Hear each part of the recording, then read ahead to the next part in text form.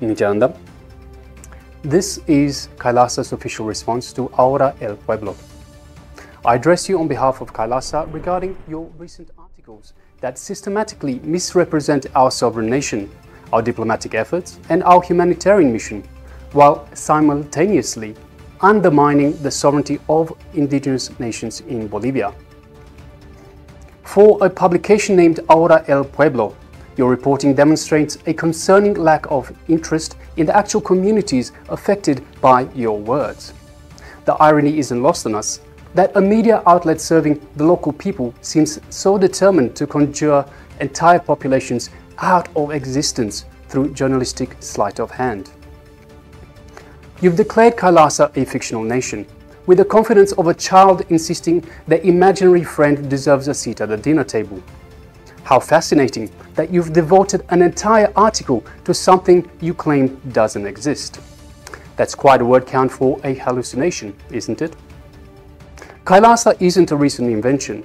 It is the revival of ancient Hindu sovereign states and ecclesiastical institutions with documented unbroken succession spanning thousands of years. The Supreme Pontiff of Hinduism is the 203rd sovereign in a lineage with historical roots that were flourishing while many recognized nations were still figuring out the wheel. The Montevideo Convention of 1933 explicitly states that the political existence of the state is independent of recognition by other states. This isn't just our opinion, it's binding international law. Your apparent belief that nations spring into existence only when blessed by former colonial powers is not just wrong, it's just ridiculously outdated. So ask yourself, would you describe Taiwan as fictional? Kosovo? Palestine? The Sovereign Order of Malta maintains diplomatic relations with 112 countries, despite having no territory. Are they fictional too? You claim KAILASA is not recognized as a state by any actor in the international community within the framework of the 1961 Vienna Convention. This statement reveals a legal understanding so profoundly confused, it would make first-year law students wince in sympathetic embarrassment. The Vienna Convention on Diplomatic Relations doesn't establish criteria for statehood. It codifies diplomatic privileges and immunities. Citing as a basis of state recognition is like using a cookbook to diagnose a medical condition. You're holding the wrong manual entirely. KAILASA fulfills all four criteria of statehood established in the Montevideo Convention with flying colors. We have a permanent population. We maintain a defined territory. We have an established government. And we clearly demonstrate capacity for international relations. While claiming to merely report government statements, your articles actively undermine indigenous rights with the precision of a colonial administrator dividing territories on a map. By framing KAILASA as fictitious or alleged, you delegitimize not only our nation, but also the indigenous communities who have exercised their constitutional right to enter into international partnerships. Bolivia's plurinational constitution explicitly recognizes indigenous self-governance as a fundamental principle of the state, a document that you seem to have skimmed with the attention span of a goldfish. Article 30, Section 2.4 guarantees indigenous people the right to self-determination and territoriality, while Article 30, Section 2.5 ensures their right to maintain their own institutions. It appears that your concern for indigenous rights evaporates faster than morning dew when indigenous communities exercise those rights in ways that don't fit your preconceived notions. Thus, this selective application of principles is as transparent as your attempts at serious journalism. Your failure to include perspectives from indigenous leaders whose sovereignty you so casually dismiss speaks volumes, and none of those volumes would make for flattering reading. Your dismissive "the origins are Hindu" comment speaks volumes about your publication's biases. Would you summarize the Vatican as its origins are Catholic and consider your journalistic duty fulfilled?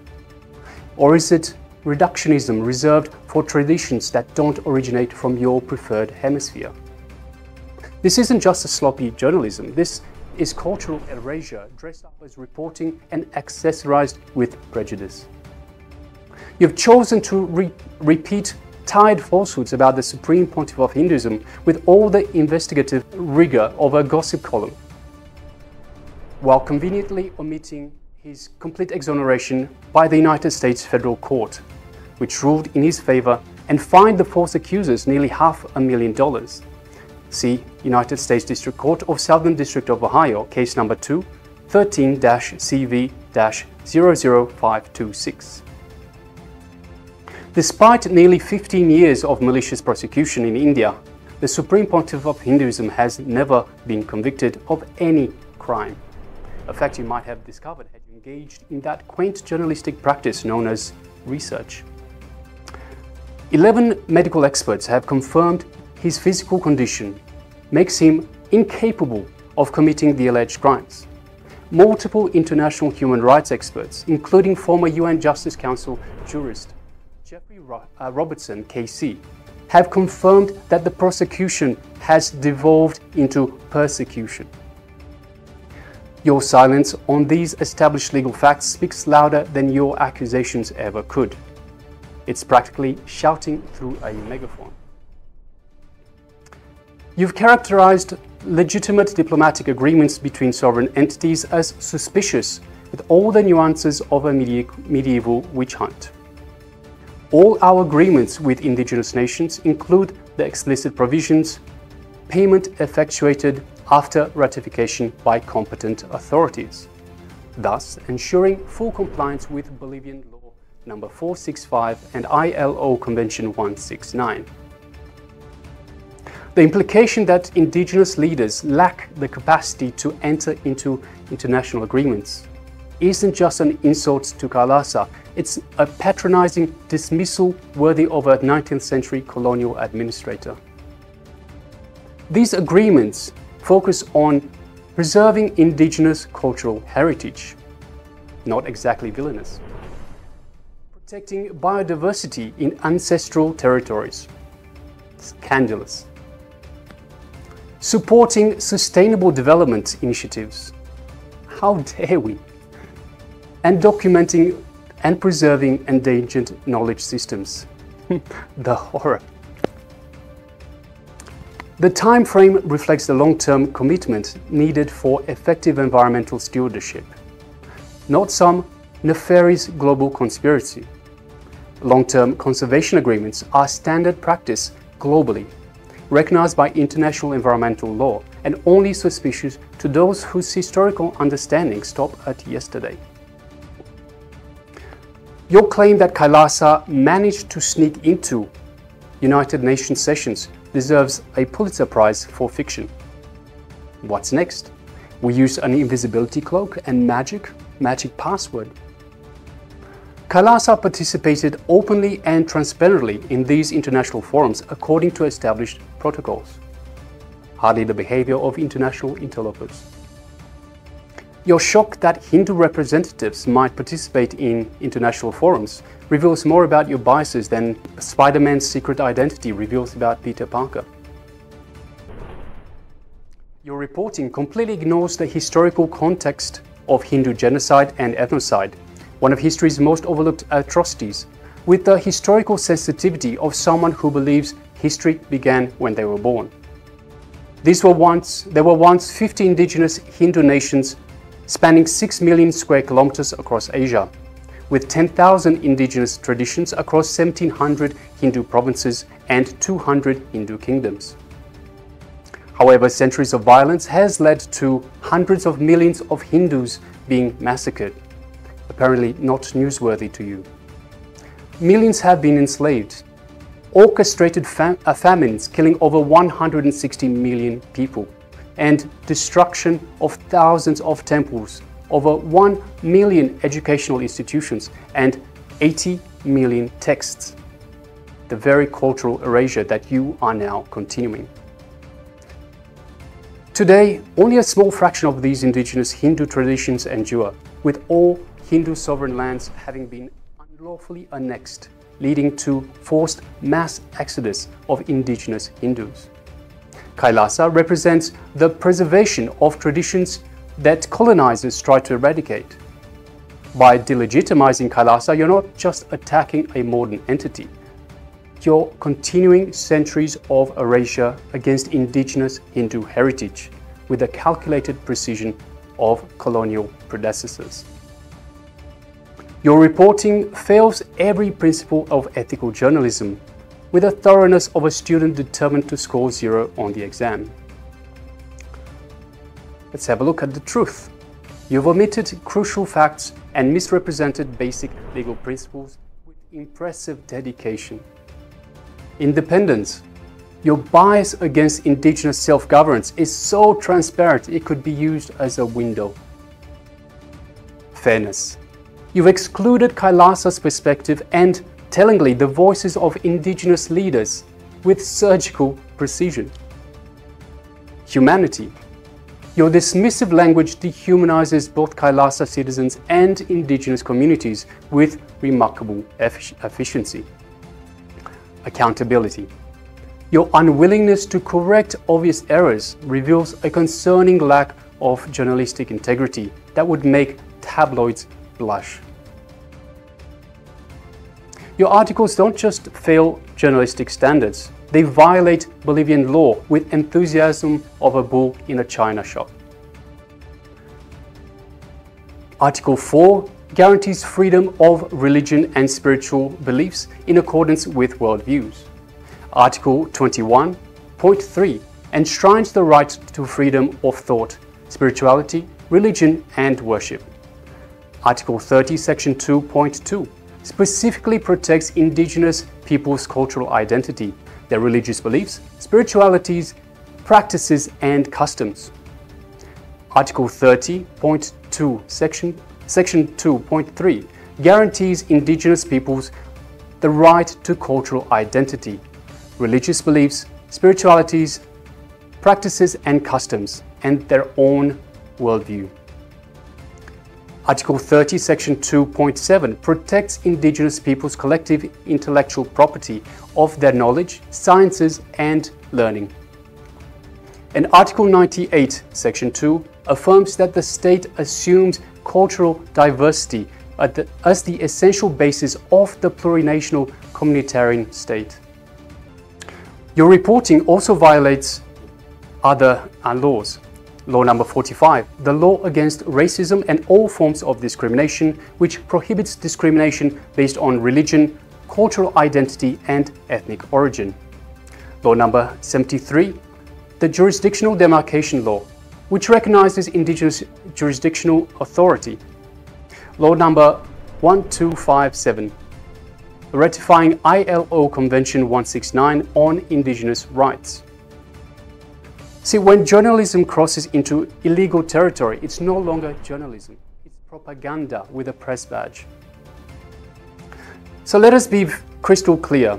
Your efforts to delegitimize KAILASA are a deliberate attempt to undermine indigenous sovereignty in Bolivia.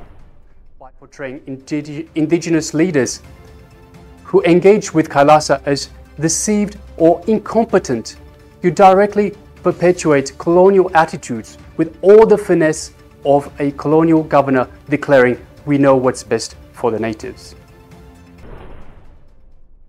This serves one purpose: to limit indigenous self-determination and maintain control over indigenous territories and resources, with the subtlety of a neon sign flashing, "Colonialism is still here."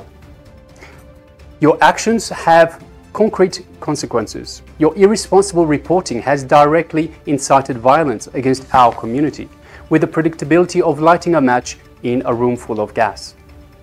Following such media publications, mobs, fueled by these false characterizations, have violently breached KAILASA's properties and physically threatened non-violent monks and nuns peacefully residing there. These are not hypothetical concerns. These are real human beings whose lives are endangered by your reckless words. While you've been busy declaring us fictional, KAILASA has been providing tangible humanitarian support to indigenous communities worldwide. humanitarian grants to over 100 indigenous nations, environmental sustainability and forest conservation programs, education, healthcare access, and food security initiatives, billions of free meals served globally. It's quite an achievement for a figment of imagination. Apparently, our fictional aid has had very real impacts for communities that your reporting chooses to ignore, with the selective blindness of a referee at a home game. Now, more than 40 media outlets from 14 countries, including the Washington Post, MSN, The Week, Outlook magazine, and Dinamalar, have already removed similar defamatory content after recognizing their errors. They chose integrity. What will you choose? Continued embarrassment or professional dignity?